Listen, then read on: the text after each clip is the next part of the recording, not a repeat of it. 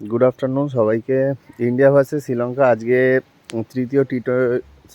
তৃতীয় ODI match. তো first ম্যাচটা তো যা করে টাই করেছিল ইন্ডিয়া। জানি না কেন শ্রীলঙ্কার পিচে এত বাজে খেলছে।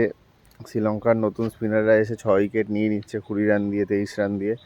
তো আজকে শেষ এবং ফাইনাল, যদি আজকের ম্যাচটা জিতবে, ম্যাচের ফলাফল তো কিছু হবে না, ইন্ডিয়া যদি জেতে ড্র হয়ে যাবে, 1-1 টাই হয়ে যাবে সিরিজ। আর যদি শ্রীলঙ্কা জেতে তাহলে তো শ্রীলঙ্কার মাটিতে শ্রীলঙ্কা 2-0-তে 2-0 ইন্ডিয়াকে হারিয়ে দেবে। আশা করছি ইন্ডিয়া আজকে ভালোভাবে কামব্যাক করবে, আগের দিন যে ভুলগুলো করেছিল সেই ভুলগুলো ঠিক করে সঠিকভাবে সঠিক ক্রিকেট খেলবে।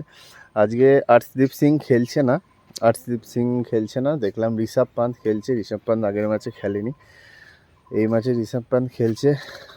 তো দেখা যাক, শ্রীলঙ্কা ফার্স্ট ব্যাট করছে, শ্রীলঙ্কা কত রান করে। তো আশা করছি ইন্ডিয়া খুব তাড়াতাড়ি শ্রীলঙ্কাকে কম রানের মধ্যেই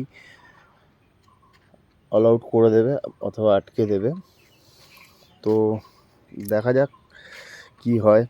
আগের দিন তো মনটা খুব খারাপ হয়ে গেছিলো, শ্রীলঙ্কার মতো টিমের সাথে ইন্ডিয়া হেরে যাচ্ছে, একটা বিশ্ব চ্যাম্পিয়ন টিম।